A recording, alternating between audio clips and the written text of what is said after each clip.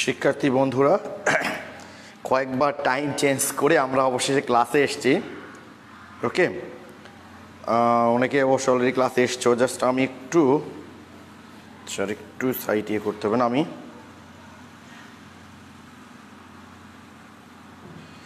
সাউন্ডটা ক্লিয়ার কিনা একটু দেখো তো ভাইয়া তোমরা। জাস্ট সাউন্ডটা একটু দেখো তো ভাইয়া। ভালো আছি ভাই। আমার আজকে তো অ্যাডমিশন ব্যাচে পড়ানো হয়নি ভাইয়া, বুঝছো, মানে প্রিপারেশান ব্যাচ আর কি। শরীরটা একটু খারাপ লাগছিল, এই কারণে তোমাদের 12:30 ক্লাসটা পাই, পরিবর্তে আমি 2:30টায় করতে চেয়েছিলাম আর কি। তো তারপর তো আবার দেখলাম যে তোমরা অনেকেই লিখছো রাজশাহী কলেজের স্টুডেন্ট যারা, তাদের আবার এক্সাম আছে রাজশাহী কলেজে, এই কারণে শেষে এই 4:30টার টাইম আমরা উপনীত হয়েছি। অনেককে আমি ক্লাসে দেখতে পাচ্ছি। আজকে অবশ্য আমরা 150 দেখবো না, 100 স্টুডেন্ট আপ হলেই আমরা ক্লাসটা শুরু করব। ওকে, কেবল 4:30 বাজলো তো, 20-30 সেকেন্ড আমরা একটু ওয়েট করি, আশা করি সবাই চলে আসবে। অনেককেই দেখতে পাচ্ছি, বিপ্র দাস, ফাহিম রেজা, মেহজাবিন, তাহমিদুল ইসলাম, অমি পরীক্ষা কেমন দিলা ভাইয়া? খালিদ মাহমুদ, আকিব, তিলোত্তমা, হাসিব রহমান, মেহজাবিন সরকার, মাইশা, ওয়ালাইকুম আসসালাম, ফাহিম, খালিদ মাহমুদ, মেহেদি হাসান। বোর্ড দেখা যায় না, বোর্ড দেখা যাচ্ছে ভাইয়া, বুঝছো। যারা বোর্ড দেখতে পাচ্ছ না, গ্রুপ থেকে বের হয়ে গ্রুপে আবার আসো, তাহলে দেখতে পাবা। কি শুভ, আজকে ক্লাসে আসো তুমি?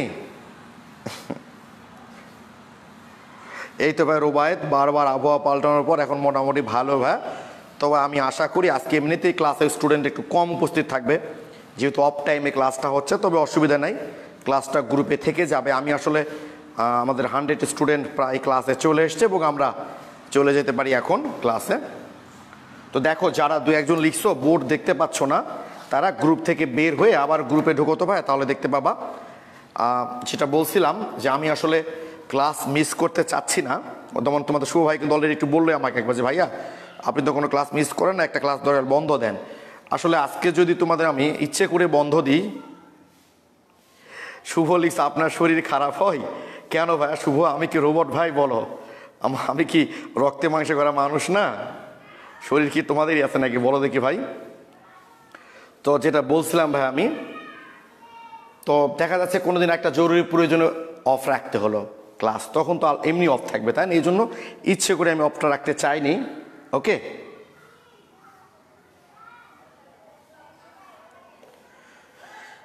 ওকে, প্রায় 125 জন স্টুডেন্ট ক্লাসে এসছে, আমরা মোটামুটি শুরু করতে পারি, তাই না?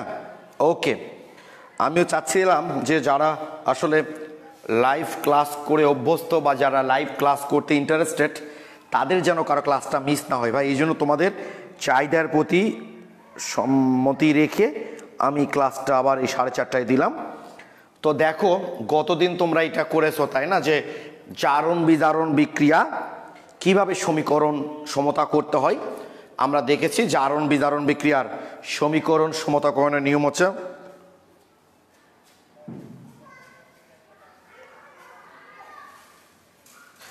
আচ্ছা হাসিব লিখেছ, ফাহিম লিখছে, আচ্ছা উজ্জ্বল ভাই মোটামুটি এখন সুস্থ হওয়ার দিকে ভাই। জুয়েল ভাই তো মানুষ। আচ্ছা হাসিব, আসসালামু আলাইকুম, মাফ করবেন স্যার, গত 2 ক্লাস লাইভ করতে পারিনি, রেকর্ড ক্লাস করতে হবে। জার্মান বিজারণের টপিক খুব মজা লাগছে। অবশ্যই মজা লাগবে, তোমরা নিয়মিত ক্লাস করো, দেখবা মজা লাগবে। হ্যাঁ, উজ্জ্বল ভাই এখন সুস্থ হওয়ার দিকে। আগামী হয়তো মঙ্গলবার দিন, আজকে তো শনিবার, মঙ্গলবার দিন থেকে, হ্যাঁ সুদীপ তো ঠিক বলেছো ভাই, লাইভ ক্লাস করা বেশি মজার। হ্যাঁ মেহেদি, এখন দেখতে পাচ্ছ তুমি তো, উজ্জ্বল ভাই সম্ভবত আগামী মঙ্গলবার থেকে পড়ানো শুরু করবে আর কি। ওকে, যেটা বলছিলাম যে জারণ বিজারণে আমরা কি দেখেছি ভাইয়া বলো তো? জারণ বিজারণ বিক্রিয়ার সমীকরণ সমতাকরণের নিয়ম হচ্ছে 2টা, তাই না? একটা হলো জারণ সংখ্যা পদ্ধতি, আর একটা হলো আয়ন ইলেকট্রন পদ্ধতি বা অর্ধ বিক্রিয়া পদ্ধতি। আয়ন ইলেকট্রন, কারণ আয়ন অবস্থায় ইলেকট্রন আদান প্রদানের ফলে আদান প্রদান দেখে আমরা সমতা করব, এবং এটাই আধুনিক সিস্টেম, এবং গত ক্লাসে কিন্তু আমরা এটাই শুরু করেছি, তাই না? তো দেখো ভাই একটু, তো এখন কথা হচ্ছে, দেখো তোমরা তো সৃজনশীল প্রশ্নে পরীক্ষা দিবা, ঠিক আছে? সৃজনশীল প্রশ্নে যেহেতু তোমরা পরীক্ষা দিবা, তোমাদের উদ্দীপকে কিন্তু বিক্রিয়া উল্লেখ করবে।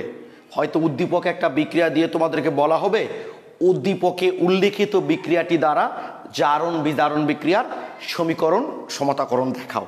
তাহলে উদ্দীপকে যে বিক্রিয়াটা তোমাদের দেওয়া থাকবে ভাইয়া, সেই বিক্রিয়ায় যেভাবে গতদিন শিখেছে জারণ অর্ধ বিক্রিয়া বিজারণ অর্ধ বিক্রিয়া আলাদা করে যেভাবে শিখছো তোমরা গত ক্লাসে। আর এই শখ নিয়ে তোমরা অনেকে কথা বলতেছো, শখ নিয়ে কোনো টেনশন নেই ভাই, শুধু তোমাদের জানে রাখতে হবে যে কোন জারক পরিবর্তিত হয়ে কিসে পরিণত হয়, কোন বিজারক পরিবর্তিত হয়ে কিসে পরিণত হয়। এক্ষেত্রে তোমাদের বইগুলোতে যে উদাহরণগুলো দেওয়া আছে সেগুলো করলেই কিন্তু মোটামুটি এনাফ। এখন একটা খেয়াল করো ব্যাপার ভাই, আমার মনে হয় এখানে দেখা যাচ্ছে, তাই না? একটু দাগ দিয়ে নিই ভাই, যে বোর্ডের আমরা কতটুকু দেখতে পাচ্ছি, তাহলে একটু সুবিধা হবে আমার লিখতে আর কি, বুঝছো? একটু দেখে নিই। আচ্ছা, আর একটু নিচে একটু ডানে লিখতে হবে, ডান দিকটা ঠিক আছে, ঠিক আছে। আচ্ছা, একটু ডানে লিখতে হবে, তাই তো? মোটামুটি এরকম জায়গায়, আর এটা এরকম জায়গায়, ঠিক আছে। তো দেখো ভাই, তোমাদের পরীক্ষায় দেওয়া হলো এই যে ফেরাস সালফেটের সাথে পটাশিয়াম পারম্যাঙ্গানেটের জারণ বিজারণ বিক্রিয়া অম্লীয় মাধ্যমে। একটা জিনিস তোমরা মাথায় রাখবা, অম্লীয় মাধ্যমে তোমাদের ফাইনাল পরীক্ষাতে এ পর্যন্ত 99% কোশ্চেনই কিন্তু এসছে অম্লীয় মাধ্যমে। কখনো কখনো দুই একবার ক্ষারের মাধ্যমে দিলেও দিতে পারে, তো সেটাও আমরা সলভ করব, কোনো টেনশন নাই। তো মাথায় রাখবা ভাই, জারণ বিজারণ বিক্রিয়ায় অম্লীয় মাধ্যম রূপে কখনোই কিন্তু নাইট্রিক অ্যাসিড ব্যবহার করা যাবে না, কারণ নাইট্রিক অ্যাসিড নিজেও একটা জারক, কি ঠিক আছে? যেহেতু নাইট্রিক অ্যাসিড নিজেও একটা জারক, তাই নাইট্রিক অ্যাসিড কখনোই ব্যবহার করা যাবে না। আর জারক হিসাবে যখন পটাশিয়াম পারম্যাঙ্গানেট ব্যবহার করব আমরা, সেখানে এই সেল ব্যবহার করা যাবে না। কেন ব্যবহার করা যাবে না আমি একটু পরেই বলি, আজকেই বলবো, একটু পরেই বলি। তবে আপাতত মনে রাখবা, নাইট্রিক অ্যাসিড কখনোই ব্যবহার করা যাবে না। আর জারক হিসাবে যদি পটাশিয়াম পারম্যাঙ্গানেট ব্যবহার করি আমরা, তাহলে কিন্তু এই সেল অ্যাসিড হিসাবে ব্যবহার করা যাবে না। তাহলে কোন অ্যাসিড ব্যবহার করছি আমরা? সালফিউরিক অ্যাসিড ব্যবহার করছি, ঠিক আছে? এখন এই বিক্রিয়াটা যদি পূর্ণ করি, তাহলে কি কি উৎপন্ন হয় দেখো। স্বাভাবিক, এই যে জারকের যে পটাশিয়াম আছে সেইটার সালফেট মিলে তৈরি করবে পটাশিয়াম সালফেট। এই ম্যাঙ্গানেজ আর সালফেট মিলে তৈরি করবে কি ভাই বলো তো? ম্যাঙ্গানেজ সালফেট। আর হচ্ছে ফেরাস, তো তোমরা বুঝতেই পারছো পরিবর্তিত হয়ে কিসে পরিণত হবে ভাই বলো তো? ফেরিকে পরিণত হবে, Fe2SO4 ওকে। দেখো কি করলাম ভাই আমরা, এই যে জারক এর পটাশিয়াম আর সালফেট মিলে কি তৈরি করবে? Potassium sulphate. ম্যাঙ্গানেজ সালফেট মিলে কি করবে? ম্যাঙ্গানেজ সালফেট। আর ফেরাস তো জারিত হয়ে কিসে পরিণত হবে? ফেরিকে পরিণত হবে, ফেরিক সালফেট। আর অ্যাসিড যখন আসে, পানি তো উৎপন্ন হবেই। একটু খেয়াল করো ভাই, আমরা এই বিক্রিয়াটা পূর্ণ করলাম, মূল বিক্রিয়াটা কিন্তু এটা ছিল। কি বললাম? মূল বিক্রিয়াটা। তোমরা কিন্তু কেউই আজে বাজে কোনো কথা লিখবা না ভাই, বুঝছো? জাস্ট ক্লাসগুলো দেখতে থাকবা, যেই জায়গায় প্রবলেম হবে, যেখানে আমি কমেন্ট করতে বলবো, জাস্ট সেই জায়গাগুলোতেই বলবো তোমরা, তাহলে তোমাদের বুঝতে ভাই অনেকটাই সুবিধা হবে। ওকে, এইবার দেখো তোমরা, এই যে এটা কিন্তু পূর্ণ বিক্রিয়া, তো আমরা এটাকে আয়ন আকারে লিখবো। কিভাবে আয়ন আকারে লিখবো? যেসব পরমাণুমূলক বা আয়নের জারণ সংখ্যা পরিবর্তন হয় না, তাদেরকে আমরা দর্শক আয়ন বলে থাকি। কি বলে থাকি ভাই বলো তো? দর্শক আয়ন। জারণ বিজারণ বিক্রিয়ায় যে পরমাণুমূলক বা আয়নগুলোর জারণ সংখ্যার কোনো পরিবর্তন হয় না, তাদের দর্শক আয়ন বলে। অর্থাৎ বিক্রিয়ায় উপস্থিত থাকে কিন্তু বিক্রিয়ায় অংশ নেয় না। তাদের জারণ সংখ্যার পরিবর্তন হচ্ছে না, মানে কি ভাই বলো দেখি? বিক্রিয়ায় উপস্থিত আছে কিন্তু বিক্রিয়ায় অংশ নিচ্ছে না। কারা হচ্ছে এগুলো? যাদের জারণ সংখ্যার কোনো পরিবর্তন হয় না। আমি দেখাই দিচ্ছি, কেন তোমার মাঠে দেখো না, দর্শক খেলোয়াড়, দর্শক খেলোয়াড়, দর্শক খেলোয়াড় কাদের বলি বলো দেখি? ধরো আমাদের যখন একটা স্কোয়াড তৈরি করা হয় ক্রিকেট বা ফুটবলের, 14 জনের একটা দল গঠন করা হলো, তাই না? 14 জনের একটা দল গঠন করা হলো। তো এর মধ্যে মাঠে খেলবে কতজন? 11 জন। আর বাকি 3 জন কি ভাই বলো দেখি? মাঠে উপস্থিত থাকবে কিন্তু খেলায় অংশ নেবে না। মাঝে মধ্যে যারা খেলায় অংশ নেয় তাদের যদি পানি টানি প্রয়োজন হয়, এই বাকি 3 জন কি করে ভাই বলো তো? মাঠে এই পানি টানিগুলো নিয়ে যায় আসলে। তো এই যে 11 জন যারা খেলায় অংশ নিচ্ছে, বাট বাকি 3 জন যারা মাঠে উপস্থিত আছে কিন্তু খেলায় অংশ নিচ্ছে না, তাদেরকে কিন্তু বলে থাকি ভাই আমরা দর্শক খেলোয়াড়। কি ঠিক আছে? এক্ষেত্রেও তাই, যেসব পদার্থের জারণ সংখ্যার কোনো পরিবর্তন হবে না ভাই, তাদেরকে বলি আমরা দর্শক আয়ন। কি বলে থাকি ভাই বলো তো? দর্শক আয়ন। তাহলে খেয়াল করো কারা কারা দর্শক আয়ন দেখো তো ভাই। এই যে পটাশিয়াম, এই পটাশিয়ামের জারণ মান কিন্তু বিক্রিয়কে +1। কেন তোমাদের কি জারণ সংখ্যা নির্ণয়ের ক্ষেত্রে নিয়মটা মনে নাই ভাই? 1A গ্রুপের মৌলগুলোর জারণ সংখ্যা +1, 2A গ্রুপের মৌলগুলোর জারণ সংখ্যা +2, অর্থাৎ এদের জারণ সংখ্যার কোনো পরিবর্তন হয় না। এই কারণে এটা হচ্ছে দর্শক আয়ন। তাহলে পটাশিয়ামটা দর্শক আয়ন আর সালফেটটা হচ্ছে দর্শক আয়ন। কিন্তু দেখো সালফেটই আছে, তাই না? সালফেটের জারণ মান +-2 -2 আছে। তাহলে দর্শক আয়নগুলোকে বাদ দিয়ে আমরা এই পুরা বিক্রিয়ার দর্শক আয়নগুলোকে যদি বাদ দেই, তাহলে কি লিখতে পারি আমরা? এখানে সালফেট বাদ গেলে Fe2+, পটাশিয়াম বাদ গেলে MnO4-, পটাশিয়াম বাদ চলে গেল। আর অ্যাসিডের পরিবর্তে তো আমরা সবসময় কি লিখি? হাইড্রোজেন আয়ন লিখি। তাহলে এই পার কি থাকবে? এই পটাশিয়াম এবং সালফেট দুইটাই তো দর্শক আয়ন। দুইটাই কি ভাই বলো দেখি? দুইটাই হচ্ছে দর্শক আয়ন, তার মানে দুটাই বাদ। তাহলে উৎপাদে কি থাকলো? ম্যাঙ্গানিজ। স্বাভাবিক, সালফেটের -2, তাহলে ম্যাঙ্গানিজের কি ভাই বলো তো? +2। ঠিক আছে? এটা ফেরিক মানে কি? জারণ মান +3 প্লাস পানি। এই যে ভাই আমরা যখন সমীকরণ সমতাকরণ করব, এই সমীকরণ থেকে সমতাকরণটা করব, কারণ এই সমীকরণের মধ্যে তারাই আছে যাদের জারণ সংখ্যার কোনো পরিবর্তন হয়নি। আবার আরেকবার বলছি আমি, সালফেট যেহেতু দর্শক আয়ন, কারণ সালফেটের জারণ সংখ্যার কোনো পরিবর্তন হয়নি বা হয় না, তাহলে কত হচ্ছে? +2। সালফেট বাদ গেলে, সালফেট যেহেতু -2, তাহলে এটা হচ্ছে +2। পটাশিয়াম বাদ গেলে কি থাকছে? পারম্যাঙ্গানেট। অ্যাসিড মানেই তো বোঝো হাইড্রোজেন আয়ন। পটাশিয়াম আর সালফেট দুটাই তো দর্শক আয়ন, দুটাই বাদ। ম্যাঙ্গানেজ সালফেট যে Mn2+, সালফেট বাদ চলে গেছে। ফেরিক যেহেতু আয়রনের জারণ মানে এখানে +3, এই যে দেখো ভাই +3 লিখছি, আর পানি আছে। এই সমীকরণেরই আমরা মেনলি সমতাকরণ করব।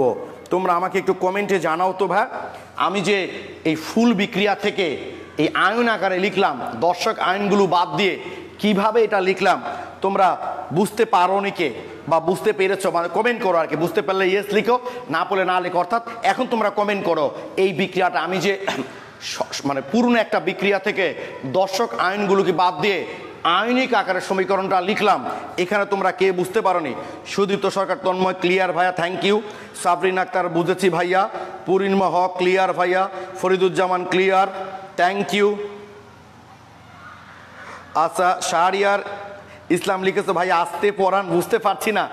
এখানে তো আমি তো কয়েকবার বললাম ভাই, এটা বুঝতে পারছো না?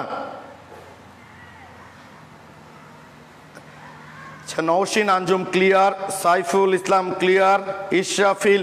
এছাড়া কত আসতে বলবো ভাই বলো দেখি? আমি তো জাস্ট গত দিনের জিনিসটাই বলেছি। এখানে পুরনো বিক্রিয়া ছিল, শুধু দর্শক আইনগুলো বাদ দিয়ে লিখেছি এখানে। ওকে, অনেক আসতে বলেছি ভাই। শিষ্য বুঝতে না পারলে সেটা বলো ভাই, বুঝতে পারিনি আর কি। হ্যাঁ আচ্ছা, Savia Ryan clear, Jannatul Ferdous clear. কারণ এখন দেখো সবাই, দেখো শাহরিয়ার একটু দেখো বা সবাই কিন্তু ক্লিয়ার লিখেছে, দেখো তুমি ছাড়া। এখন তোমাকে একটু দিন চিন্তা করতে হবে যে গতদিনের ক্লাসটা তুমি দেখে এসছো কিনা, এইটা কিন্তু একটা ফ্যাক্ট। হ্যাঁ, কারণ গতদিন শুরু করেছিলাম আমরা। ওকে, থ্যাংক ইউ, সবাই লিখেছো, বুঝতে পেরেছি। তাহলে এখন দেখো তো ভাই, এই সমীকরণটা গত ক্লাসে আমরা সমতা করছি, আজকে আবার একটু লিখবো আমরা।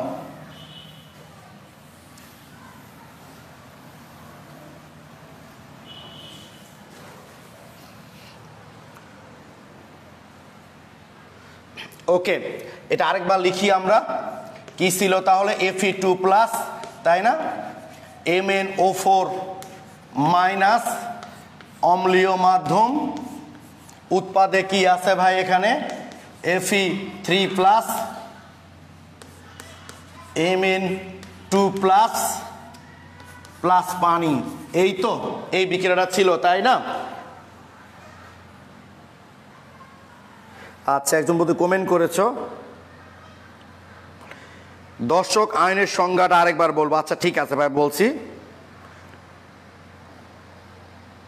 ও আচ্ছা ভাইয়া, পানিও কি বাদ যাবে না? না ভাইয়া, অম্লীয় মাধ্যম অ্যাসিড যে আছে, পানি তো উৎপন্ন হবেই, পানিটা বাদ যাবে না ভাইয়া, বুঝছো?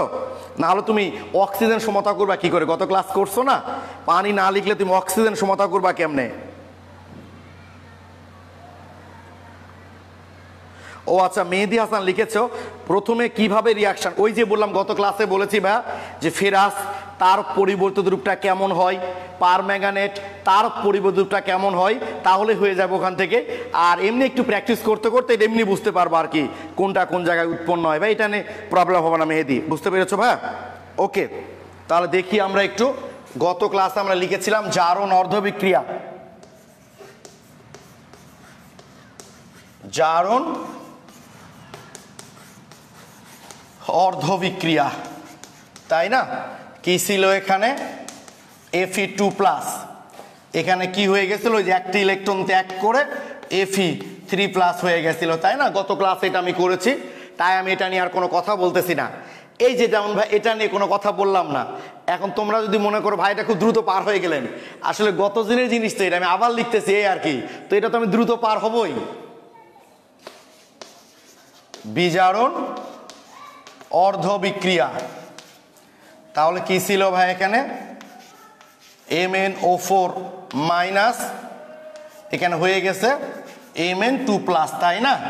জারণ মান +7 ছিল, হয়ে গেছে +2, 5টা ইলেকট্রন সে গ্রহণ করেছে, 4টা, এই যে পাশে যতটা অক্সিজেন দরকার সেই পাশে ততটা পানি লিখতে হবে, আর বিপরীত পাশে দ্বিগুণ সংখ্যক হাইড্রোজেন আয়ন লিখতে হবে। এখানে আমি 8টা হাইড্রোজেন আয়ন লিখলাম, তাই না? ইলেকট্রন আদান প্রদান সমান করার জন্য এই সমীকরণটাকে আমাদের 5 দিয়ে গুণ করতে হবে। ওকে, তাহলে লিখে ফেলি একটু, 5 Fe2+, ইলেকট্রন ইলেকট্রন তো কেটে গেল স্বাভাবিক, প্লাস MnO4- প্লাস 8টা হাইড্রোজেন আয়ন, তাই না? এখানে কি হবে? 5 Fe3+, Mn2+, প্লাস 4 মোল পানি। ওকে, তাহলে এই মোটামুটি আমরা এই বিক্রিয়ার এই সমতাকরণটুকু কিন্তু আমরা,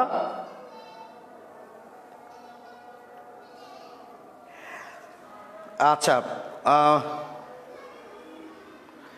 দর্শক আমি বলতেছি ভাইয়া দাঁড়াও, সাইমুল লিখেছো ভাইয়া ফুল বিক্রিয়া কি লিখতে হবে নাকি আগে যা শেখাচ্ছি সেটা আগে শেখো, তারপর আমরা দেখবো এগুলো থেকে কিভাবে প্রশ্ন হয়। সৃজনশীলের নিয়ম হচ্ছে যেভাবে প্রশ্ন তোমাদের করবে তোমাকে সেইভাবে উত্তর দিতে হবে ভাই, ঠিক আছে? আচ্ছা দর্শক আমি আরেকবার বলছি, যে সকল আয়ন বা যে সকল পরমাণু বা যে সকল মূলক যাই বলো না কেন, যারা বিক্রিয়ায় অংশগ্রহণ করে, বিক্রিয়ায় উপস্থিত থাকে কিন্তু বিক্রিয়ায় অংশ নেয় না, তাদেরকে দর্শক আয়ন বলা হয়। সম্ভবত তোমাদের বইয়ে এই সংজ্ঞাটা আমি দিয়েছি কিনা কনসেপ্ট বুকে, একটু দেখছি, দাঁড়াও। কি ঠিক আছে, আমি দেখছি। আমি আরেকবার বলছি, যেসব পরমাণুমূলক বা আয়ন রাসায়নিক বিক্রিয়ায় উপস্থিত থাকে কিন্তু বিক্রিয়ায় অংশ নেয় না, অর্থাৎ জারণ বিজারণ বিক্রিয়ার ক্ষেত্রে যেসব পরমাণু বা মূলকের জারণ সংখ্যার কোনো পরিবর্তন হয় না, তারা হচ্ছে ভাইয়া দর্শক আয়ন, ঠিক আছে? হ্যাঁ, দেওয়া আছে তোমাদের বইয়ের সংজ্ঞা, 394 পেজের 42 নম্বর কোশ্চিন।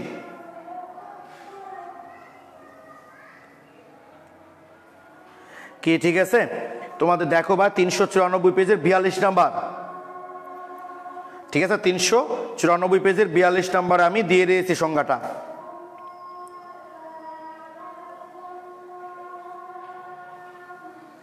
আচ্ছা স্যার, দর্শক আয়ন বাদ না দিয়ে আগের পুরো সমীকরণটা ধরে সমতা করা যাবে না? অবশ্যই যাবে, অবশ্যই যাবে, কেন যাবে না? কিন্তু তোমার এখানে যখন পটাশিয়াম প্লাস, আমাকে পটাশিয়াম প্লাস দিয়ে রেখে দিতে হবে আর কি, কেন যাবে না সেটাও দেখাচ্ছি, দাঁড়াও, সেটাও যাবে, টেনশন নাই। ওকে, দেখো একটু, তাহলে খেয়াল করো ভাই, আমরা কিন্তু বিক্রিয়াটা করে ফেললাম। আমি তোমাদেরকে একটু বলি, শোনো, তোমাদের 80% বিক্রিয়ায় এসব দর্শক আয়ন লাগবেই না, এইভাবেই করতে হবে। তোমরা সালের প্রশ্ন ঘেটে দেখো, জাস্ট আমি তোমাদের দেখাচ্ছি যদি কোথাও লাগে কোথাও দেয়, বা তোমাদের বইগুলোতে যেহেতু দেওয়া আছে, বই দেখলে যেন মনে না হয় যে এই বিষয়টা তুমি জানো না। তো আমি বিক্রিয়াটা লিখে ফেলতেছি উপরের দিকে, এই বিক্রিয়াটা ভাই আমি উপরে লিখছি, দাঁড়াও। এই যে যে বিক্রিয়াটা আমি সমতা করলাম, তো ভাই এই বিক্রিয়াটা আমি এখন উপরে লিখছি। দেখো এখানে কি ছিল, এখানে 5 Fe2 plus MnO4 minus plus 8 hydrogen ion উৎপাদে কি ছিল 5Fe3 plus Mn2 plus 4 molecule of water. এই তো ভাই জাস্ট এই বিক্রিয়াটাই আমি একটু উপরে লিখলাম আবার, ঠিক আছে, এইটাই উপরে লিখলাম।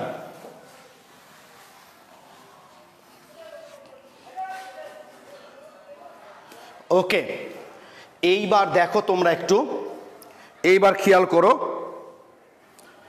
দর্শক আয়ন মানে কি, আমরা এখান থেকে সালফেটটা বাদ দিয়েছিলাম, সালফেটটা নিয়ে চলে আসলাম। এই যে দেখো 5 সালফেট, কারণ দর্শক আয়নটা কি কি ছিল, এখানে পটাশিয়াম ছিল আর সালফেট ছিল, তাই না? যেখানে পজিটিভ সেখানে নেগেটিভটা আসবে, মানে সালফেট আসবে, আর যেখানে নেগেটিভ সেখানে কোনটা আসবে, পজিটিভটা আসবে, মানে পটাশিয়াম আসবে। ওকে, তাহলে এখানে সালফেট বাদ দিয়েছিলাম, সালফেটটা দিয়ে দিলাম। তাহলে এখানে যেহেতু নেগেটিভ আসছে, তার মানে কোনটা আসবে, এখানে পজিটিভ। পজিটিভ মানে কি, পটাশিয়াম। দর্শক আয়ন আসলে কে কে ছিল, সালফেট ছিল, এই দুই পাবলিকই তো শুধু দর্শক আয়ন ছিল, এখানে সালফেট ছিল আর পটাশিয়াম ছিল, এই তো। তার মানে যেখানে পজিটিভ থাকবে সেখানেই নেগেটিভটা যাবে, আর যেখানে নেগেটিভ থাকবে সেখানেই পজিটিভটা যাবে। তার মানে পার ম্যাঙ্গানেট এখানে তাহলে কোনটা যাবে, পজিটিভ, KMnO4। আচ্ছা, 8টা হাইড্রোজেন আয়ন দিয়ে কয়টা সালফুরিক অ্যাসিড লেখা যাবে, নিশ্চয়ই 4টা সালফুরিক অ্যাসিড লেখা যাবে, ঠিক আছে। 8টা হাইড্রোজেন আয়ন দিয়ে, পানি লিখে ফেলছি, 4টা সালফিউরিক অ্যাসিড লেখা যাবে, ঠিক আছে। এই যে দেখো ভাই 5, ঠিক আছে, সালফেট দিয়ে দিলাম, এখানে নেগেটিভ ছিল তাই পটাশিয়াম দিলাম, পটাশিয়াম পার ম্যাঙ্গানেট। 8টা হাইড্রোজেন আয়ন দিয়ে কয়টা সালফিউরিক অ্যাসিড লেখা যাবে, 4টা, কারণ একটা দেখো 4 দুগুণ 8, 8টা হাইড্রোজেন। এই আমার বিক্রিয়কের দিকে, আমার এই বিক্রিয়কের দিকে কিন্তু দর্শক আয়নগুলো নিয়ে আসা হয়ে গেছে। তোমরা আমাকে বলো তো ভাই, Fe আয়নের সমতাকরণ বুঝলাম না লিখেছো, মানে আমিও তো বুঝলাম না ভাই। মাহমুদা খাতুন, এটা তো গত ক্লাসেই করিয়েছি আমি, জাস্ট গত দিন এটা লিখলাম, তুমি কি গত ক্লাস করেছো? আমি কিন্তু এই জন্য বলি ভাই, যদি কারণ অফলাইনে হলে প্রবলেমগুলো হয় না, হালকা একটু দেখাই দিলাম হয়ে গেল, বাট অনলাইনের ক্ষেত্রে যদি ক্লাসগুলো ধারাবাহিকভাবে না করো তুমি পড়া ভাই বুঝতে পারবা না। আমাকে 1000 দোষ দিয়েও কোনো লাভ নাই, কারণ তুমি এখন এসে যদি বলবে আয়রনের বুঝতে পারলাম না সমতাটা, এটা গত ক্লাসে করেছি আমরা, যে ইলেকট্রন আদান প্রদান সমান করার জন্য 5 দিয়ে গুণ করেছি। ওকে, ক্লাস না করলে ভাই বাবু যদি কমেন্ট করো না, অন্যরাও ডিস্টার্ব ফিল করবে ভাই। হ্যাঁ, আমি কিন্তু এই ধরনের কমেন্ট এখন থেকে স্কিপ করে যাবো, যেগুলোর কমেন্ট দেখে মনে হবে আমার যে এই স্টুডেন্টগুলো আগের ক্লাস করেনি, আজকের ক্লাস হুট করে এসছে, আমি তাদের কমেন্টগুলো এখন থেকে ভাই স্কিপ করে যাবো। তাছাড়া উপায় নাই রে ভাই, কারণ আমি বারবার তোমাদের মানে আজকে কতবার লিখছি স্ট্যাটাস দিতেন, কোনো কারণে কোনো স্টুডেন্টের ক্লাসটা মিস না হয়ে যায়, কারণ ক্লাসটা খুব গুরুত্বপূর্ণ। ওকে, থ্যাংক ইউ, সবাই লিখেছে এই পর্যন্ত বুঝেছ। এবার উৎপাদ অংশটা দেখি তো ভাই, 5 মোল কি আছে এখানে, ফেরাস। তার মানে আমরা খেয়াল করো তো ভাই, Fe2SO43, তাই না? তার মানে আমার 1 মোল ফেরিক সালফেট লিখতে 5টা দিয়ে কত হবে, 5/2, এই যে 2 কেটে 5 থাকবে, বোঝো নাই? 5টা ফেরিক সালফেট আছে এখানে, ফেরাস সালফেট লিখেছিলাম, সমস্যা নাই, 5 মোল দিয়ে 5টাই ফেরাস সালফেট লিখতে পারি, কিন্তু 5টা আয়রন দিয়ে তো আমরা 5 মোল ফেরাস সালফেট লিখতে পারি না ভাই। কয় মোল ফেরাস সালফেট লিখতে পারি বলো তো, 2.5 মোল, এই যে 5/2, কারণ 2 কেটে গেলে 5 থাকবে। ওকে, যেমন এখানে তাই করছি না, 8টা হাইড্রোজেন আয়ন দিয়ে কয়টা, অর্ধেক সালফিউরিক অ্যাসিড লিখতে পারছি, কারণ একটা সালফিউরিক অ্যাসিড লিখতে আমার 2টা হাইড্রোজেন লাগে, তাহলে 8টা দিয়ে কয়টা হবে, 4টা, এখানেও তাই ভাই 5/2। এই দেখো 2 আর 2 কেটে গেলে 5 ফেরিক থাকবে। ওকে, প্লাস ওই যে ম্যাঙ্গানেজ আছে, ওখানে কি হবে, ম্যাঙ্গানেজ সালফেট প্লাস 4 মোল পানি।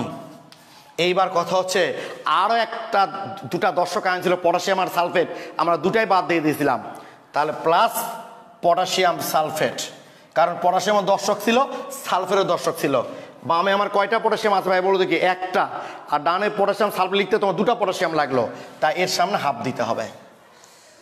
এই যে এই সমতাটা তোমরা কে বুঝতে পারোনি বা কে বুঝতে পেরেছো একটু বলো তো ভাই আমাকে।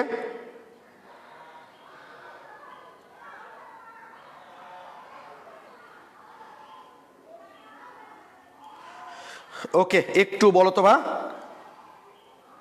নাজমুস এটাই ভালো ভাই। জি ভাই ঠিক বলেছো আসলে। না স্বাভাবিক, কিন্তু আমি কিন্তু তোমাদের তো পড়াই ভাই, যেমন এই জিনিসটা তোমরা 14 বার বলো, 1000 বার বলো, 1000 বার বুঝাবো, তো আজকে বুঝে গেলাম। গত দিনে আগামী দিনে এসে বলতে পারো ভাইয়া ওই জায়গাটা বলেছিলাম তো ভুলে গেছে, আরেকবার বুঝান, আমি 14 বার বুঝাবো। কিন্তু তুমি রুমে নাই পড়ে আসো ভাই, তাহলে কিন্তু প্রবলেম। আচ্ছা একটু বলো দেখি, আমি আরেকবার বলছি তবু দেখো। তারপর সেটা হলো 5 মোল ফেরিক দিয়ে আমার 2.5 মোল ফেরিক সালফেট, কারণ একটা আয়রন লিখতে, একটা ফেরিক সালফেট লিখতে আমার 2টা আয়রন লাগছে। যেমন এখানে আমার 8 মোল হাইড্রোজেন আয়ন দিয়ে 4 মোল সালফিক অ্যাসিড লিখেছিলাম, ঠিক আছে। তারপর দেখো ভাই ম্যাঙ্গানিজ সালফেট, ওই যে ম্যাঙ্গানিজ ছিল, সালফেট ঠিকই আছে, 4 মোল পানি। এবার আরেকটা দর্শক আয়ন ছিল পটাশিয়াম আর সালফেট, 2 জন মিলে পটাশিয়াম সালফেট তৈরি হলো। তো আমার পটাশিয়াম তো আসলে একটা, কিন্তু পটাশিয়াম সালফেট লিখতে তো লাগছে 2টা, তাই হাফ দিয়ে আমরা গুণ করে দিলাম। থ্যাংক ইউ, সবাই লিখেছো, বুঝেছি এবং ইন্টারেস্টিং লিখেছো। আর একটা কাজ, সেটা হচ্ছে যে আসলে ভাই এইভাবে তো কোন একটা বিক্রিয়ার এই মোলগুলো ভগ্নাংশের আঁকা কি ঠিক? এই যে 5/2 আছে, এখানে দেখো 1/2 আছে। সাধারণত কোনো বিক্রিয়া লিখলে আমরা মোলগুলোকে কিন্তু ভগ্নাংশে রাখি না ভাই, এগুলোকে পূর্ণ সংখ্যা করি। তাহলে মোলগুলোকে ভগ্নাংশে না রেখে যদি, ও আচ্ছা ফরিদুজ্জামান লিখেছো উৎপাদটা আরেকবার, তাই না? আচ্ছা ফেরিক সালফেট আরেকবার লিখেছো রাতুল মাহমুদ, থ্যাংক ইউ ভাই। আমি আরেকবার বলছি, তাহলে দেখো এই যে ভাই আমরা এখানে 8 মোল হাইড্রোজেন আয়ন, আমরা যখন সালফিউরিক অ্যাসিড লিখি, খেয়াল করো সালফিউরিক অ্যাসিড লিখি, তখন খেয়াল করো ভাই 1 মোল সালফিউরিক অ্যাসিড লিখতে কিন্তু আমার 2টা হাইড্রোজেন লাগবে। তার মানে 2টা হাইড্রোজেন দ্বারা হবে আমার 1 মোল সালফিউরিক অ্যাসিড। তাহলে 8টা হাইড্রোজেন দ্বারা কি হবে আমাদের? 4 মোল, তাই 4 লিখেছি। তো তেমনই খেয়াল করো তো ভাই ফেরিক সালফেট, দেখো ভাইয়া তোমরা 1 মোল ফেরিক সালফেট লিখতে আমার 2টা আয়রন লাগে। তাহলে 5টা আয়রন দ্বারা আমরা কয় মোল ফেরিক সালফেট লিখতে পারি? স্বাভাবিক 5/2 মানে 2.5 মোল, কি ঠিক আছে? অর্থাৎ 2টা, এই যে 2টা ফেরিক দ্বারা আমরা লিখতে পারি, এই দেখো 2টা মানে ঐকিক নিয়মে দেখো তোমরা, তাহলেই ক্লিয়ার হয়ে যাবে। দেখো দেখো ভাই আমরা যখন ফেরিক সালফেট লিখছি, ফেরিক সালফেট লিখছি, দেখো 2টা ফেরিক দ্বারা লিখি 1টি ফেরিক সালফেট। তাহলে 5টা ফেরিক দ্বারা কয়টা ফেরিক সালফেট বলো দেখি? 5/2টি ফেরিক সালফেট, সেটাই লিখছি এখানে আমরা।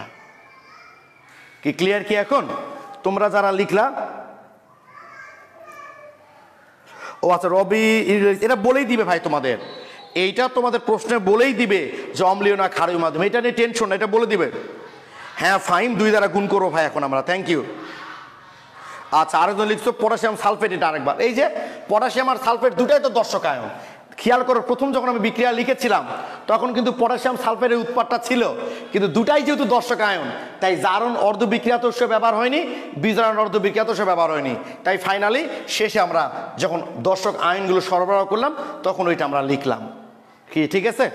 এখন আমরা এই যে ভাই ভগ্নাংশগুলোকে, এই যে ভগ্নাংশ আছে এদেরকে রিমুভ করার জন্য আমরা পুরো সমীকরণকে 2 দিয়ে গুণ করছি, তাহলে পূর্ণ সংখ্যা হয়ে যাবে। তাহলে দেখো 10 ferric sulphate plus 2 mole potassium permanganate plus 8 mole sulphuric acid.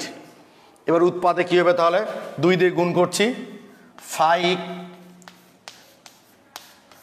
Ferric sulphate, দেখা যায় তো বোধ হয়, তাই না? হ্যাঁ 5 ফেরিক সালফেট প্লাস 2 মোল ম্যাঙ্গানেজ সালফেট প্লাস 8 মোল পানি প্লাস হলো পটাশিয়াম সালফেট। এই যে ভাই কি ঠিক আছে? জাস্ট এই ভগ্নাংশগুলোকে তুলে দিতে গেলে কি করতে হবে? আমাকে পুরো সমীকরণকে 2 দিয়ে গুণ করতে হবে। তাই আমরা 2 দিয়ে গুণ করে এই সমীকরণটা পেয়ে গেলাম। এই হলো আমাদের দর্শক আইনগুলোকে বাদ দিয়ে প্রথমে সমতাকরণ করলাম, করার পর সেই সমতাকৃত সমীকরণে আমরা দর্শক আইনকে নিয়ে চলে আসলাম।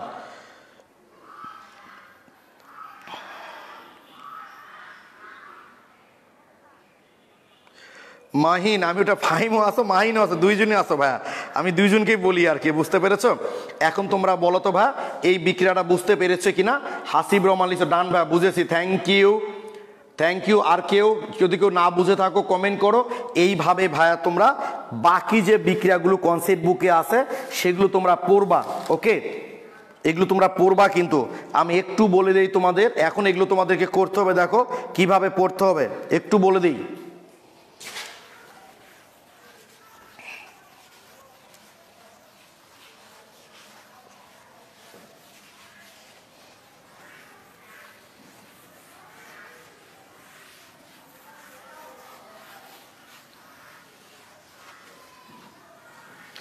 দেখবা প্রত্যেক দিন ভাইয়া তোমাদের এই যে ক্লাসে এখনো স্টুডেন্ট শুরু করছিল 170 দিয়ে, এখন 155-তে চলে এসছে, বুঝছো?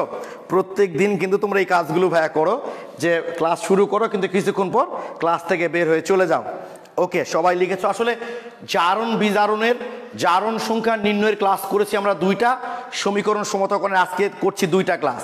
পুরো অধ্যায় যখন শেষ হয়ে যাবে ভাইয়া 5 মোল পটাশিয়াম সালফেট হলো কেন? আমি কি 5 মোল পটাশিয়াম সালফেট লিখছিলাম নাকি?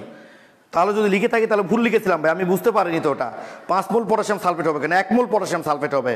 যদি আমি 5 মোল পটাশিয়াম সালফেট লিখে ফেলি তাহলে ওটা ভুল লিখেছিলাম, okay? Thank you thank you.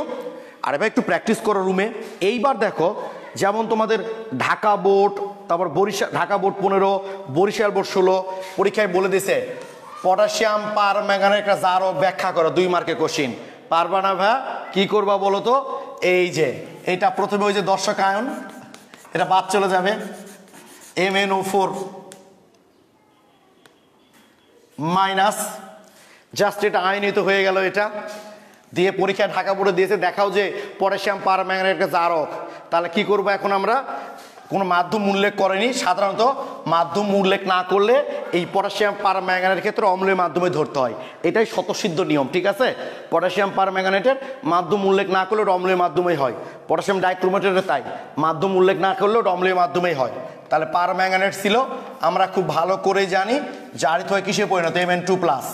তাহলে কত ছিল? +7 হয়ে গেছে কত? +2, 5টি ইলেকট্রন সে গ্রহণ করেছে। এবার অক্সিজেন সমতা করতে হবে, তাই না? যে পাশে যতটা অক্সিজেন দরকার সেই পাশে ততটা পানি নিলাম, বিপরীত পাশে দ্বিগুণ সংখ্যা হাইড্রোজেন আয়ন। এই যে তোমাদের এই কথাগুলো লিখতে হবে না কি করে সমতা করলা, খালি তোমরা এইটুকু লিখবা যে পটাশিয়াম পার ম্যাঙ্গানেট 5টি ইলেকট্রন গ্রহণ করে ম্যাঙ্গানেজ আয়নে পরিণত হয়, অতএব পটাশিয়াম পার ম্যাঙ্গানেট হলো একটা জারক। এগুলো উত্তর আমি তোমাদের কনসেপ্ট বুকে খুব সুন্দর করে লিখে দিয়েছি। মহসিনা তাসনিম ফাল্গুনি, থ্যাংক ইউ ভাইয়া, থ্যাংক ইউ। ও ক্লাসটা করার জন্য ডাক্তার কাছে লেট করে যাচ্ছে, থ্যাংক ইউ। হ্যাঁ, তোমাদের মতো অনেক স্টুডেন্ট আছে ভাই যারা খুব ক্লাসে আগ্রহী। আমি তো বলছি এই যেমন তোমরা কিছু স্টুডেন্ট শিক্ষাবর্ষ বাতিলের জন্য আন্দোলন করছো, আমিও তোমাদের সাথে একাত্মতা ঘোষণা করছি। আসলে টাইম তো চলে গেছে, বাট ওটা নিয়েই যদি সারাদিন পড়ে থাকো পড়ালেখা বাদ দে তাহলে কিন্তু চলবে না। এই ফাঁকে দেখো শিক্ষাবর্ষ বাতিল করলে সেই সুবিধা কিন্তু সবাই পাবে, কিন্তু এর মধ্যে যারা পড়ালেখা করে নিচ্ছে তুমি কিন্তু তাদেরকে আর ধরতে পারবে না, কারণ ওরা তোমাদেরকে ছেড়ে কিন্তু অনেক দূর চলে যাচ্ছে। তাই বি কেয়ারফুল, কম্পিটিশন কিন্তু একসাথে করবা। সব জায়গায় কিন্তু তোমাদের ইয়ারে যে শিক্ষার্থী তোমরা আসো একসঙ্গে কম্পিটিশন করবা। তুমি যদি 5 মাস পড়ার টাইম পাও তারও 5 মাস পড়ার টাইম পাবে, কিন্তু এই যে টাইমটা এক্সট্রা পাচ্ছে এইটা যারা ইউজ করছে তারাই কিন্তু আলটিমেটলি লাভবান হবে, ওকে? তাহলে তোমাদের 388 নাম্বার পেজে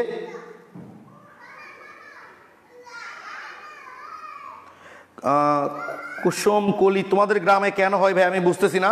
আমি কিন্তু প্রত্যন্ত গ্রাম থেকে ক্লাসগুলো নিচ্ছি। হ্যাঁ, শুধু তো প্রত্যেক দিন করো ভাই, আমি এটা জানি।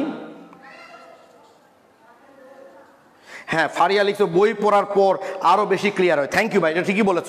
তাহলে তোমার 388 page, 389 page, 390 page, 391 number page, অর্থাৎ আমি বোর্ডে লিখে দিচ্ছি ভাইয়া তোমাদের। সেইটা হলো তোমাদের এখন কাজ হচ্ছে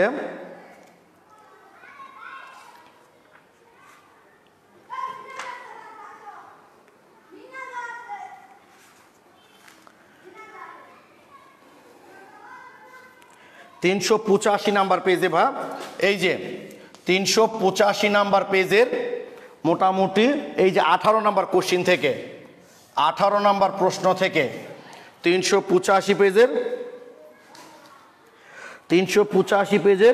18 নাম্বার কোশ্চিন থেকে মোটামুটি একদম সিরিয়াল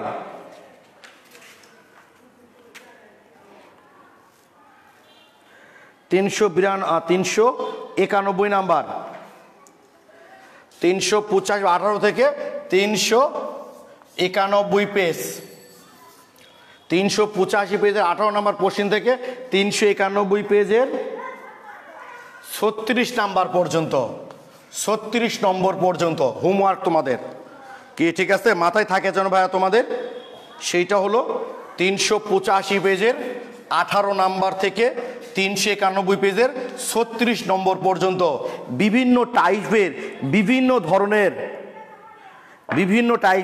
আমি আচ্ছা পিক দেবো না অসুবিধা নাই বিভিন্ন ধরনের প্রশ্ন এখানে আছে সেগুলো তোমরা দেখবা সেগুলো দেখলে তোমাদের প্রশ্ন হবে যে প্রশ্নগুলো হবে সেগুলো তোমরা আমাকে বলবা আমি তোমাদেরকে সলভ করে দেব ঠিক আছে আরও বেশ কিছু গুরুত্বপূর্ণ জিনিস আছে ভাই এখানে আরও বেশ কিছু গুরুত্বপূর্ণ জিনিস আছে সেগুলো আমরা আগামী ক্লাসে তো অবশ্যই আলোচনা করব আরও সেইটা হলো দেখো একটু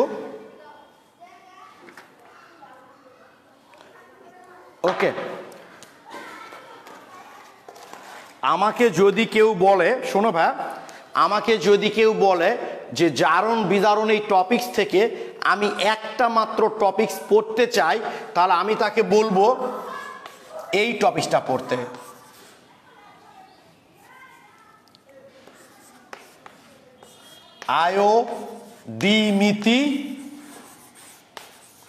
আয়োডিমিতি এবং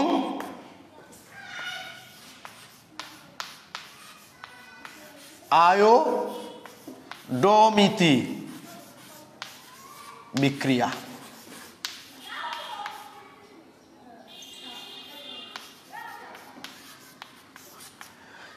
আমাকে যদি কেউ বলে যে জারণ বিজারণ এই অংশ এই টপিকস থেকে আমি মাত্র একটা টপিকস পড়তে চাই আমি তাকে বলবো আয়োডোমিতি এবং আয়োডিমিতি এই দুইটা বিক্রিয়া পড়বা এই দুইটা বিক্রিয়া এতটাই গুরুত্বপূর্ণ তোমরা চিন্তাও করতে পারবা না ঠিক আছে আমি একটু বলে নিই আগামী সোমবার আর বুধবার এই দুইটা দিন হয়তো আমি ক্লাস নাও নিতে পারি তোমাদের আমি গ্রুপে জানিয়ে দেবো কোনো সমস্যা নাই তাই আজকে একটু হোমওয়ার্ক বেশি টাইপের দিয়ে দিই যেন তোমরা অনেক টাইম ধরে রুমে দেখতে পারো তাহলে সামনে ক্লাসে আমাদের সলভ করতে আবার সুবিধা হবে ঠিক আছে ওকে তাহলে কি বললাম আয়োডিমিতি আর আয়োডোমিতি একটু পরে আলোচনা করছি ভাইয়া এইবার খেয়াল করো এটা আলোচনা করছি একটু পরে শুরু করব দাঁড়াও এইবার শোনো তোমরা সেইটা হলো তোমাদের কি মনে আছে যে আমি যখন তোমাদের ওই যে ইউটিউব ক্লাসে এটা বলা আছে অবশ্য তুল্য সংখ্যা যে জারক বিজারকের ক্ষেত্রে তার জারণ সংখ্যার পরিবর্তনই হলো তুল্য সংখ্যা কি বললাম জারক বিজারকের ক্ষেত্রে তার জারণ সংখ্যার পরিবর্তনটা আসলে কি ভাই বলতো তুল্য সংখ্যা তাহলে বলতো ফেরাস সে পরিবর্তিত হয়ে কিসে পরিণত হয় ফেরিকে ঠিক তো তার মানে ফেরাস তাহলে কি করছে বলতো একটা ইলেকট্রন সে ত্যাগ করে তার মানে ফেরাস ছিল ফেরিক তাই তো তার মানে ফেরাসের তুল্য সংখ্যা কিন্তু 1 আর একটু আগে আমরা অম্লীয় মাধ্যমে MnO4- অম্লীয় মাধ্যমে ভাই এর পরিবর্তিত রূপটা কেমন হয়েছিল বলতো Mn2+ তার মানে পারম্যাঙ্গানেটের তুল্য সংখ্যা হচ্ছে কত মানে 5টি ইলেকট্রন গ্রহণ করে তুল্য সংখ্যা হচ্ছে 5 ক্লিয়ার কিনা বলো তোমরা আমাকে পারম্যাঙ্গানেট বা পটাশিয়াম পারম্যাঙ্গানেট যেটাই বলো না কেন কারণ পটাশিয়াম তো আসলে দর্শক আয়ন তুমি ফেরাস বলো আর এখানে ফেরাস সালফেট বলো যাই বলো না কেন একই জিনিস ওকে তার মানে পটাশিয়াম পারম্যাঙ্গানেটের তুল্য সংখ্যা হচ্ছে 5 ফেরাস সালফেটের তুল্য সংখ্যা হচ্ছে 1 কি ক্লিয়ার এর তুল্য সংখ্যা হচ্ছে 5 এর তুল্য সংখ্যা হচ্ছে 1 ক্লিয়ার কিনা বলো তোমরা এটা ভাই যে জারক বিজারকের ক্ষেত্রে তার জারণ সংখ্যার পরিবর্তন হচ্ছে তুল্য সংখ্যা। ফেরাস সালফেট বা ফেরাস, এখানে সালফেট থাক ক্লোরাইড থাক যাই থাক সবই দর্শক আয়ন। জারণ সংখ্যার পরিবর্তন হয় আসলে কার? ফেরাসের। তাহলে ফেরাসের তুল্য সংখ্যা কত ভাই বলতো? 1, কারণ সে একটি ইলেকট্রন ত্যাগ করে ফেরিকে পরিণত হয়। পটাশিয়াম পারম্যাঙ্গানেট, পটাশিয়াম তো আসলে দর্শক আয়ন। পারম্যাঙ্গানেট কয়টি ইলেকট্রন গ্রহণ করে? 5টা, তার মানে পারম্যাঙ্গানেটের তুল্য সংখ্যা হচ্ছে 5। ক্লিয়ার? তাহলে তোমরা আমাকে একটু কমেন্টে জানাও তো ভাইয়া, পটাশিয়াম ডাইক্রোমেট, পটাশিয়াম ডাইক্রোমেটের তুল্য সংখ্যা কত? পটাশিয়াম ডাইক্রোমেট বলুক আর না বলুক আমাদের প্রশ্নে, এরা কিন্তু অম্লীয় মাধ্যমেই ক্রিয়া করে, এটা বলা লাগবে না, না বললেও বুঝি আমরা অম্লীয় মাধ্যমেই। তো আমাকে একটু কমেন্টে জানাও তো ভাইয়া তোমরা, পটাশিয়াম ডাইক্রোমেটের তুল্য সংখ্যা কত? দেখছো স্টুডেন্ট কত জায়গায় নেমে এসছে, 145 জন স্টুডেন্টে চলে এসছে, কিন্তু আস্তে আস্তে কমে যাচ্ছে। এটা রেগুলার দেখবা, এটা রেগুলারই ঘটে, যে পরিমাণ স্টুডেন্ট ক্লাস করতে শুরু করে আস্তে আস্তে কমে যায়। এটা আমার ব্যর্থতা, তোমাকে দোষ দিয়ে লাভ নাই। কারণ আমি গতকালকে ফার্স্ট ইয়ার ব্যাচে গল্পটা করলাম যে একটা ছেলে একটা মেয়েকে চরম ভালোবাসে, মেয়েটা ছেলেটাকে ভালোবাসে না। তো একদিন ছেলেটা মেয়েটাকে বলল, আমি তোমাকে এত ভালোবাসি, তুমি আমাকে ভালোবাসো না কেন? মেয়েটা কি সুন্দর উত্তর দিয়েছে জানো? যে আমার প্রতি তোমার একটা ফিলিংস আমি তৈরি করতে পেরেছি তোমার মধ্যে, তাই আমাকে তুমি ভালোবাসো। বাট তোমার ব্যর্থতা যে তোমার প্রতি কোনো ফিলিংস আমার ভিতর তুমি তৈরি করতে পারোনি, তাই আমি তোমার প্রতি আগ্রহী না। তো বিষয়টা কিন্তু এরকমই যে এটা আমার ব্যর্থতা, যে আসলে আমার প্রতি তোমাদের কোনো ফিলিংস আমি ভাই তৈরি করতে পারি না, আর তাই তোমরা হয়তো ক্লাসগুলো করো না। ওকে, এটা তোমাদের কিছু দোষের নাই। সাদিয়া লিখছো 6, সাদিয়া আফরিন 6 লিখেছো, সাদিয়া সিদ্দিকা লিখেছো 3, হাসিবুল শান্ত লিখেছো 6, আবদুল্লাহ 6, কুসুম কলি লিখছো 3, সুদীপ্ত 6, ফরিদুজ্জামান 6, নাজমুস সাকিব 6, আজ অর্ণব 6, সাভিয়া রাহান 6। আচ্ছা, 2-1 3 লিখেছ। 3 কেন হবে ভাই বলো দেখি, খেয়াল করো তো। আচ্ছা, এটা যদি বাদ দিই আমরা, এটা যদি বাদ দিই তাহলে ডাইক্রোমেট, তাই না? সে কিসে পরিণত হয়? ক্রোমিয়াম 3+, তাই তো? কিন্তু এখানে ক্রোমিয়াম 1 মোল, ডাইক্রোমেটও ভাই 2টা ক্রোমিয়াম, তাহলে আমাকে কি করতে হবে? সামনে 2 দিতে হবে না? তাহলে +6 ছিল, এটা হয়ে গেছে +3। সেটা তো গড় একটার ক্ষেত্রে, কিন্তু ক্রোমিয়াম আছে কয়টা? 2টা। তাহলে একটার ক্ষেত্রে যদি সে 3টা গ্রহণ করে, তাহলে 2টার ক্ষেত্রে কয়টা হবে? 6টা। তার মানে পটাশিয়াম ডাইক্রোমেটের তুল্য সংখ্যা হচ্ছে 6। তোমরা যারা 3 লিখেছিলা, তোমরা কি ভাই বুঝতে পারলা যে পটাশিয়াম ডাইক্রোমেটের তুল্য সংখ্যা হচ্ছে 6? ক্লিয়ার কিনা বলো? আমি গতদিন যে উদাহরণগুলো দিয়েছি ভাই, সেগুলোই কিন্তু লিখছি এখন, সেগুলোই লিখছি, ঠিক আছে? পটাশিয়াম ডাইক্রোমেটের যারা 3 লিখেছিলা,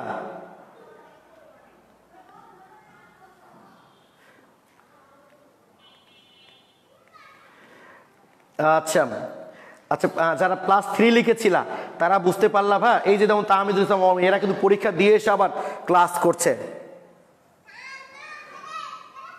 লিন শিয়া আবার 3 লিখেছো, তুমি কি বুঝতে পারোনি? আমি 6 দেখাই দিলাম।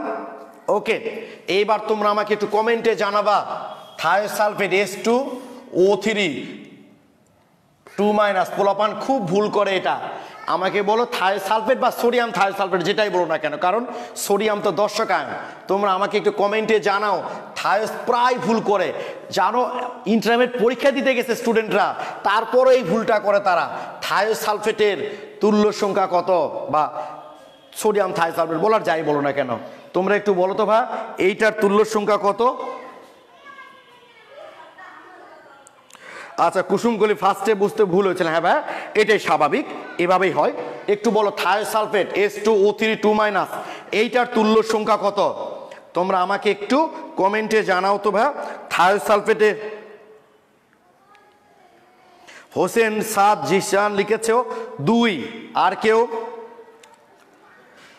সাদমান শাফাত নাফিজা লিখেছো 2, মোহাম্মদ আল মুত্তাফিক লিখেছো 2, সুদীপ্ত সরকার তন্ময় লিখেছো 2, মেহেজাবিন সরকার লিখেছো 2, তামান্না ইসলাম 2, তোমরা রাজ সারার লিখেছো 5। রাজ সারার 5 কেমনে ভাই? সাবরিন আক্তার 2, ফরিদুজ্জামান, হ্যাঁ কমেন্ট লেটে আসে একটু ভাই, এটা স্বাভাবিক। তিলোত্তমা, আচ্ছা এই যে তোমাদের দোষের কিছু না, এই ভুলটাই কিন্তু পোলাপান করে, জানো যে থায়োসালফেট, দেখো তো ভাই থায়োসালফেট পরিবর্তিত হয়ে কিসে পরিণত হয়? H4O6 2- টেট্রাথায়োনেট, ঠিক কি না? তো এখানে সালফারের জারণ মান কত? এখানে সালফারের জারণ মান হচ্ছে +2, তাই তো? এখানে কত হয়ে গেছে? +2.5। তো আমরা যখন সমতা করি তখন সামনে 2 দেই, তাই তো? দিয়ে সালফারটা সমতা করে নিই, দিয়ে কি দেখি ছিল 2 হয়ে গেছে 2.5, কত বাড়ছে? 0.5। সেটা কয়টা সালফারের ক্ষেত্রে? গত ক্লাস থেকে বলে আসতেছি আমি, একটা সালফারের ক্ষেত্রে, বাট সালফার 4টা আছে, তাহলে 4 গুণ 0.5 = 2 হচ্ছে, তাই না? তাই তোমরা 2টা ইলেকট্রন ত্যাগ করেছে, বলেছ তুল্য সংখ্যা 2, কিন্তু ভাই সেটা তো 2 মোলের জন্য। আমার তো সবসময় তুল্য সংখ্যা বের করতে হবে কয় মোলের জন্য? 1 মোলের জন্য। এই যে আগেরটা মনে করছো, এই যে Cr2O7 2- কেন 2 ধরলাম? এই 2 তো ভাই উৎপাদে ছিল, বিক্রিয়কের না, বিক্রিয়তে 1 মোলই ছিল, অর্থাৎ এখানে 2 দিয়ে তোমাকে তুল্য সংখ্যা বিবেচনা করা যাবে না। 1 মোলের ক্ষেত্রে কত হবে? সেটাই হবে তুল্য সংখ্যা। তাহলে ছিল 2 হয়ে গেছে 2.5, সেইটা তো আসলে একটা সালফারের ক্ষেত্রে, কিন্তু আমার বিক্রিয়কে সালফার কয়টা আছে? 2টা আছে। তাহলে একটার ক্ষেত্রে 0.5 বাড়লে 2টার ক্ষেত্রে কত বাড়বে? 1। যখন তুমি সমতা করবা তখন তুমি 2 দিয়ে করবা, সমস্যা নাই, কিন্তু থায়োসালফেটের তুল্য সংখ্যা যখন বলবে কত হবে বলো তো? 1। মাথায় রাখবা, থায়োসালফেটের তুল্য সংখ্যা হচ্ছে 1। থ্যাংক ইউ, এখন সবাই ঠিক লিখেছো? আচ্ছা এবার বুঝলাম ভাই, এটা ভুল হয় ভাই, এটা ভুল হয়। তাহলে আরেকটু বলো তো তোমরা, থায়োসালফেটের তুল্য সংখ্যা বললা তোমরা 1। আমি গত ক্লাসে কিন্তু তোমাদের বলেছি যে আমাদের বিক্রিয়কে যদি হ্যালোজেন থাকে তাহলে উৎপাদে হয়ে যায় হ্যালাইড, আর বিক্রিয়কে যদি হ্যালাইড থাকে তাহলে উৎপাদে হয়ে যায় হ্যালোজেন, তাই না? কোন একটা বিক্রিয়কে হ্যালোজেন থাকলে উৎপাদে হ্যালাইড হয়, আর হ্যালাইড থাকলে হয় হ্যালোজেন। তোমরা আমাকে কমেন্টে প্রথমে জানাও, দুটো একসঙ্গে জানাবা, তোমরা আমাকে বলবা হ্যালোজেনের তুল্য সংখ্যা কত আর হ্যালাইডের তুল্য সংখ্যা কত, তাহলে আমি বুঝতে পারবো যে তোমরা বুঝতে পেরেছ। একটু বলো তো ভাইয়া তোমরা আমাকে, হ্যালোজেনের তুল্য সংখ্যা কত আর হ্যালাইডের তুল্য সংখ্যা কত, আমাকে একটু কমেন্টে জানাও। মাহিন লিখেছে ওরে হাই ভুলে গেছিলাম। হ্যাঁ ভাই, এটা স্বাভাবিক, তো তোমরা ভুলে যাবা, বুঝতে পারবা না, বারবার আমাকে বলবা, ভুলে যাবা, বারবার আমি মনে করে দিব। জাস্ট একটা জিনিস যেন আমি সবসময় বুঝতে পারি, তোমরা অ্যাক্টিভ, তোমরা আগ্রহী, এটাই ভাই, আর কিছু না। ভুলে তো যাবাই।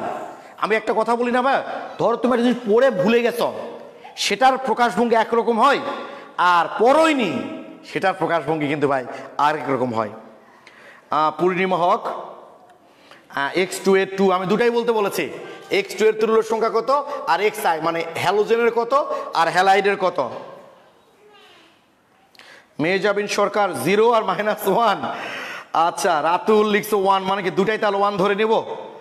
সাদমান সাফাত -1, দুটাই 0 আর -1। আচ্ছা 0 -1, 0 -1, তুল্য সংখ্যা 0 ভাই। আরে তুল্য সংখ্যা 0 দশক আয়ন হয়ে যাবে রে ভাই, মানে সে 0 কাদের হবে? যাদের ইলেকট্রন আদান প্রদান হবে না, আর যাদের ইলেকট্রন আদান প্রদান হবে না তাদের দশক আয়ন।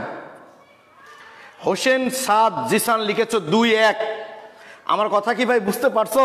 তুল্য সংখ্যা 0 মানে বোঝো, তুল্য সংখ্যা 0 মানে তো আসলে তুল্য সংখ্যা 0 মানে সে দশক আয়ন, কারণ তার জারণ সংখ্যার কোনো পরিবর্তন হয়নি। দেখো আমরা বের করি, হ্যালোজেন থাকলে সেটা হ্যালাইড হয়ে যায়, তাহলে এখানে 1 মোল আছে, সমস্যা নাই, সমতার জন্য এখানে 2 দিতে হবে আমাদের। এটা 1 মোলের ক্ষেত্রে 0 ছিল -1 হয়ে গেছে। কয়টার ক্ষেত্রে? একটার ক্ষেত্রে আছে কয়টা? 2টা, তার মানে সে 2টা ইলেকট্রন গ্রহণ করেছে। হ্যালোজেন 2টা ইলেকট্রন গ্রহণ করে হ্যালাইড হয়, তার মানে হ্যালোজেনের তুল্য সংখ্যা হচ্ছে 2। এবার হ্যালাইডের পালা। হ্যালাইড সেখান থেকে হয় কি ভাই বলো দেখি? হ্যালোজেন এর সামনে 2 দিতে পারে আমার সমতার জন্য, সেটা হলো -1 থেকে 0 হয়ে গেছে, এটা তো 0, তার মানে 1 বাড়ছে একটার ক্ষেত্রে। তাহলে 2টার ক্ষেত্রে কত বাড়বে? 2, তার মানে 2টা ইলেকট্রন ত্যাগ করেছ, সেটা তো 2 মোলের জন্য। বাট এর সামনে তো 2 দেওয়া যাবে না 1 মোলের জন্য। তার মানে হ্যালাইডের জারণ সংখ্যা কত, তুল্য সংখ্যা কত হচ্ছে তাহলে 1। তাহলে মাথায় থাকে যেন হ্যালোজেনের তুল্য সংখ্যা হচ্ছে 2 আর হ্যালাইডের তুল্য সংখ্যা হচ্ছে 1। ও তুল্য সংখ্যা লেখার সময় প্লাস মাইনাস দিতে হবে না, জাস্ট সংখ্যা লিখলেই হবে। তাহলে হ্যালোজেনের তুল্য সংখ্যা হলো 2, হ্যালাইডের তুল্য সংখ্যা হলো 1। কিভাবে দেখো, হ্যালোজেন 0 ছিল -1 হয়ে গেল, কিন্তু হ্যালোজেন অণু তো 2টা পরমাণু থাকে, তাহলে 2টার জন্য কটা, 2টা গ্রহণ করবে। তার মানে হ্যালোজেনের তুল্য সংখ্যা হচ্ছে 2, আর হ্যালাইডে তো একটাই থাকে, তাহলে 0 থেকে -1 থেকে 0 হয়ে গেল। একটার জন্য তো একটাই ইলেকট্রন গ্রহণ করতে হবে, 2 ত্যাগ করতে হবে, 2টার জন্য 2টা ত্যাগ করতে হতো। সেটা সমতার ক্ষেত্রে আলাদা জিনিস, বাট একটা হ্যালাইড আয়ন সবসময় একটাই ইলেকট্রন গ্রহণ করে হ্যালোজেনে পরিণত হয়। তাই হ্যালাইডের তুল্য সংখ্যা হচ্ছে 1, 2, 1। ক্লিয়ার কি ভাইয়া তোমরা? মেহজাবিন লিখছে এবার বুঝেছি ভাইয়া, থ্যাংক ইউ। একটু রুমে গিয়ে চেষ্টা করবে, একটু বই বের করবা, তাহলে বুঝতে পারবা। এবার মজার ব্যাপার দেখো, মজার ব্যাপারটা খেয়াল করো ভাইয়া। তোমরা এর আগে অম্লমিতি ক্ষারমিতির অঙ্ক করেছো না ভাইয়া? এর আগে তোমরা অম্লমিতির ক্ষারমিতির অঙ্ক করেছো? দেখো ভাইয়া, তোমরা এর আগে অম্লমিতি ক্ষারমিতির অঙ্কগুলো করেছো, যে একটা জানা ঘনমাত্রার অ্যাসিড দ্বারা একটা অজানা ঘনমাত্রার ক্ষারের ঘনমাত্রা বের করছো, যাকে তোমরা বলে থাকো ক্ষারমিতি। একইভাবে একটা জানা ঘনমাত্রার ক্ষার দ্বারা একটা অজানা ঘনমাত্রার অ্যাসিডের ঘনমাত্রা বের করছো, তাকে আমরা কি বলেছি ভাই বলতো? অম্লমিতি, তাই তো? ঠিক একইভাবে ওটা ছিল আমাদের অ্যাসিড ক্ষার টাইট্রেশন। আর এখন আমরা দেখব জারণ বিজারণ টাইট্রেশন। মনে করো একটা জারকের ঘনমাত্রা তোমার জানা আছে, তার দ্বারা একটা বিজারকের ঘনমাত্রা বের করতে হবে, বা বিজারকের পরিমাণ জানা আছে, তার দ্বারা জারকের পরিমাণ বের করতে হবে। অঙ্কগুলো কত সহজে হয়ে যায় একটু আমরা খেয়াল করি। তোমরা একটু চলে আসবে ভাইয়া 396 পেজের 1 নাম্বার অঙ্ক দিয়ে শুরু করছি আমরা। 396 পেজের 1 নাম্বার।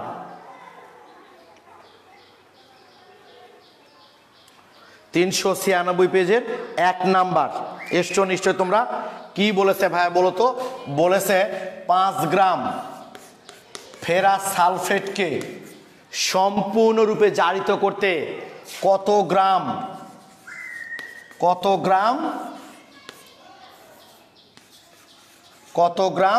পটাশিয়াম পার ম্যাঙ্গানেট প্রয়োজন, তাই তো? কি বলেছে দেখো ভাইয়া, 5 গ্রাম ফেরাস সালফেটকে সম্পূর্ণরূপে জারিত করতে কত গ্রাম পটাশিয়াম পার ম্যাঙ্গানেট প্রয়োজন। তাহলে অম্লমিতি ক্ষারমিতির মতোই একদিকে অ্যাসিড একদিকে ক্ষার দিয়েছিলাম, এখানেও একদিকে জারক একদিকে বিজারক, যার পরিমাণ বের করতে হবে সেটা যদি বামে রাখি আমাদের সুবিধা, পটাশিয়াম পার ম্যাঙ্গানেট বের করতে হবে। তাহলে এই যে দেখো ভাই EN, কার এটা? পটাশিয়াম পার ম্যাঙ্গানেটের। অর্থাৎ পটাশিয়াম পার ম্যাঙ্গানেটের তুল্য সংখ্যা পটাশিয়াম পার ম্যাঙ্গানেটের মোল সংখ্যা ইজিক্যাল টু EN। এটা কার ভাইয়া বলো তো? ফেরাস সালফেটের। এই যে দেখো, ঠিক ওই জারণ বিজারণ বিক্রিয়ার যে অঙ্কগুলো করেছিলাম একদম সেম। একদিকে অ্যাসিড একদিকে ক্ষার, এখানে একদিকে জারক একদিকে বিজারক, যার যেটা তুল্য সংখ্যা তাকে সেটাতে গুণ আর N লিখলাম। অঙ্কে যদি আমার ভর দরকার হয় তাহলে N সমান আমরা W/M লিখবো, আর যদি আয়তন বা ঘনমাত্রা দরকার হয় তাহলে N সমান CV লিখবো। অবশ্যই ভিটা কিসে? এখানে লিটারে। ওকে, ওই জিনিসটা আমরা এখানে অ্যাপ্লাই করবো ভাই। আচ্ছা, তাহলে একটু দেখি। পটাশিয়াম পার ম্যাঙ্গানেটের তুল্য সংখ্যা হলো 5। পটাশিয়াম পার ম্যাঙ্গানেটের ভর আমাকে বের করতে হবে, W আমাকে বের করতে হবে, বাই M লিখবো। একবারে সূত্র লিখে দিলাম N এর পরিবর্তে W/M। তাহলে পটাশিয়াম পার ম্যাঙ্গানেটের আণবিক ভর কত ভাই? পটাশিয়াম পার ম্যাঙ্গানেটের আণবিক ভর হচ্ছে 158। তুমি বের করে দেখবা 158 বের হবে। ইজিক্যাল টু ফেরাস সালফেটের তুল্য সংখ্যা কত? 1। কয় গ্রাম? 5 গ্রাম। আর ফেরাস সালফেটের আণবিক ভর হচ্ছে 152। দেখছো, ক্যালকুলেশন করলে ডাব্লুটা বের হয়ে যাবে। এইভাবেই কিন্তু ভাই আমরা অঙ্কগুলো করে ফেলতে পারি। দেখছো কত সহজ হয়ে গেল। এবং তোমাদের ঘ নাম্বারে এবং অথবা গ নাম্বারেও কিন্তু অঙ্ক দেয়। এই অঙ্কগুলো দিবে, এগুলোই পড়া। তোমরা সালের প্রশ্নগুলো ঘেটে দেখবে, এগুলোই যে 5 গ্রাম ফেরাস সালফেটকে জারিত করতে কত গ্রাম পটাশিয়াম পার ম্যাঙ্গানেট দরকার, হয়ে গেল অঙ্ক। ক্যালকুলেশন করলে ডাব্লুটা বের হয়ে যাবে। তোমরা আমাকে একটু বলো তো ভাই, এইটা বুঝতে পেরেছো কিনা? যে সূত্রটা আমি এইমাত্র অঙ্কে দেখালাম সেটা বুঝতে পেরেছো কিনা একটু তোমরা কমেন্টে জানাও আমাকে।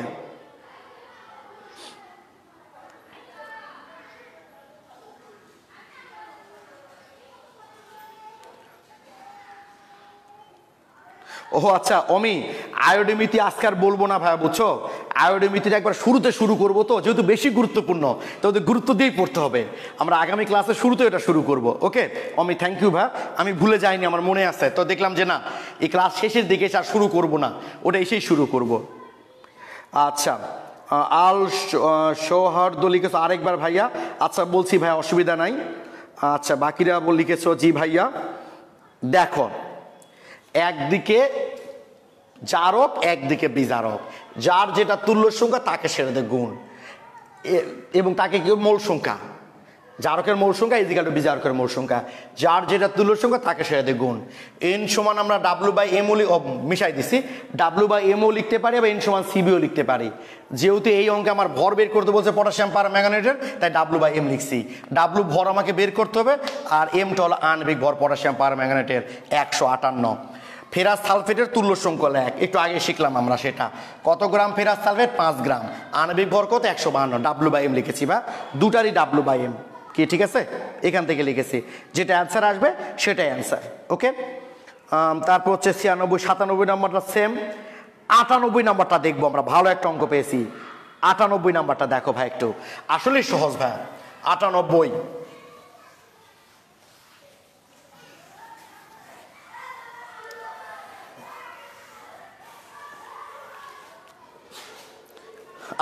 নাম্বারটা কি বলেছে দেখো ভাই একটু।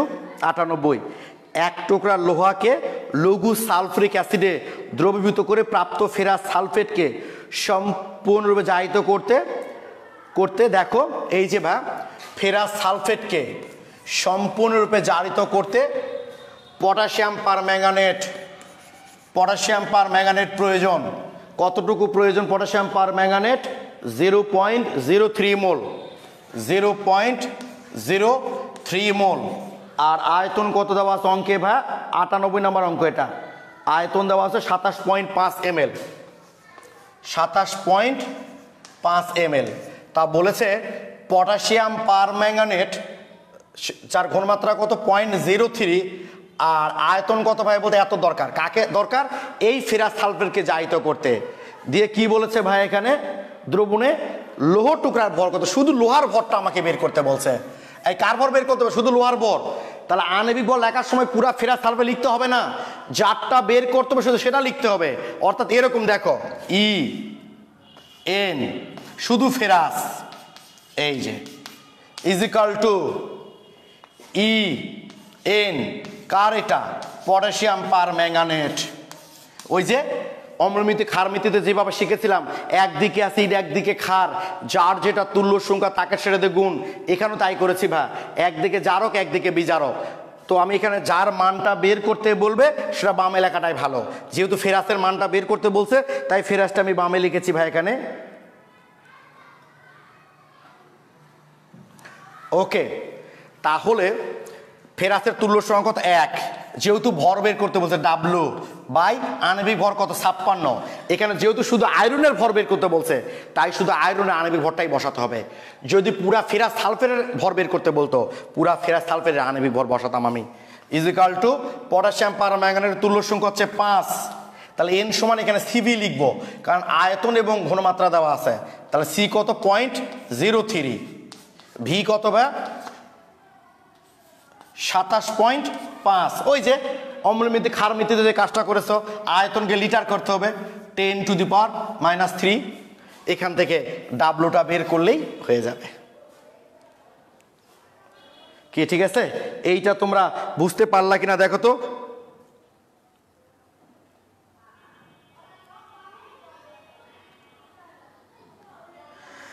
আচ্ছা ফাল্গুনি লিখছো ম্যাথটা পড়ে কেমন জানি মাথাটা ঘুরে উঠলো। না তো ঘুরে ওঠার কিছু নাই, দেখবা শোনো আমার ফেরাস সালফেটের সাথে বিক্রিয়া কার পটাশিয়াম পারম্যাঙ্গানেট, যেখান থেকে করি সেখান থেকে ফেরাস সালফেট আসুক না কেন সেটা তার ব্যাপার, জাস্ট এর সাথে এটা দরকার, এর মান বের করতে বলবো, ওর মান দেওয়া আছে। এখন শোনো তোমাদেরকে আমি একটু বলি, আমি তো প্রতি বছরই টপিকসগুলো পড়াই, প্রথম যখন স্টুডেন্টদেরকে বুঝাই তখন এরকমই লাগে, আস্তে আস্তে এবার ঠিক হয়ে গেছে। তাহলে যে পৃষ্ঠাগুলো আমি তোমাদের লিখে দিলাম রুমে দেখার জন্য, ওই পৃষ্ঠাগুলো লিখবা, ঠিক আছে? ওই পৃষ্ঠাগুলো দেখবা, দেখার পর এই যে এখানে 396 থেকে 400, 396 থেকে 400, এই যে ভাই